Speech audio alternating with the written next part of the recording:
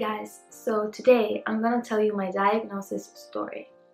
So one day I was sitting in the sofa watching TV and I started to touch around my neck, and suddenly I felt like a little ball around here.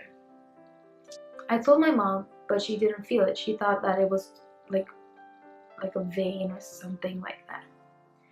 And that week passed and we totally forgot about it and we didn't tell anybody. Then, the day before school started, my brother told my mom that he had to go to the pediatrician to get checked up before school because you have to sign something from the doctor and take it. But my school doesn't do that. But my mom anyways made an appointment for me at the doctor too. We were at the doctor chilling, and just before we were gonna leave the office, my mom suddenly remembers of what I had felt here. And she's, "Oh, can you check that she felt something around her neck? But I didn't feel that. I don't know what it is." And the doctor came here and checked, and she said, that doesn't feel so good. That doesn't feel so good. You have to check it tomorrow.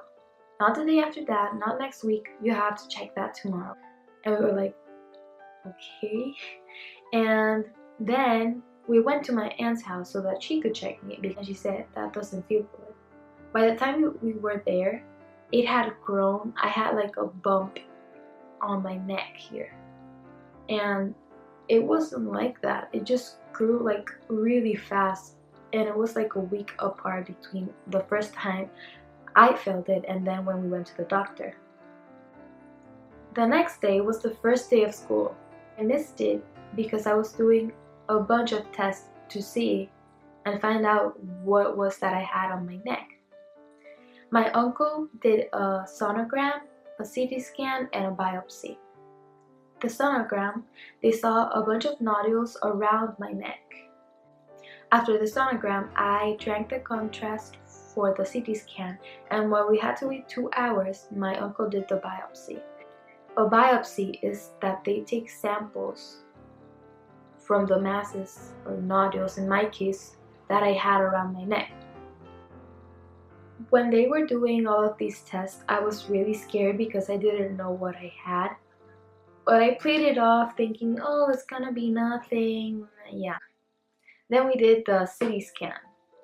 And when we saw the pictures of the CT scan, I had masses around my neck, close to my heart, and the spleen. And my uncle said, "That's cancer."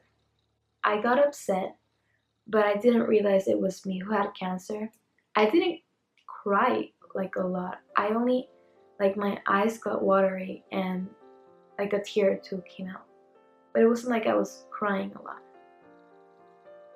So then I told the news to my family and I went to my grandma's house. When I got there and saw that my whole family was crying because of me, that made me feel so bad. Well, I hate to see people suffer. And I hated it even more that it was because of something that I had. Then my whole family went to mass and then gathered at my house. Having all of this love and support has helped me keep fighting, having a positive attitude and having a smile all the time. And I think that that also helps staying positive, staying happy, staying hopeful. For the next week, I had doctor's appointments every single day. One of those appointments was a PET scan. A PET scan is a test to see the metabolic process of the cells in your body. Doing the PET scan was kind of dreadful because I had to wait a lot and I couldn't eat 6 hours before the PET scan, and during the process of getting ready for the PET scan, I couldn't eat. So I didn't eat for 9 hours and I was really hungry and cranky. But anyways, for the PET scan, they put on an IV and inject radiation. Then you have to wait an hour and a half without talking, without moving too much. I don't know why, but you couldn't move much. You had to stay resting. After that, you have to drink a contrast, which they taste so bad. But last time I had the vanilla one and it was kind of good. After the contrast, they take you to the PET scan room where there's like a semicircular machine and a bed.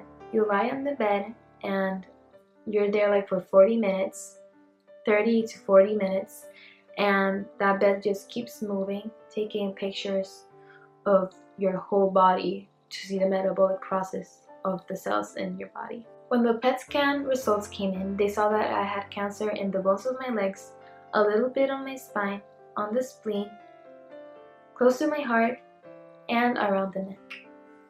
When we got the results, we already had the preliminary biopsy results, which said that I had Hodgkin's lymphoma stage 2 bulky.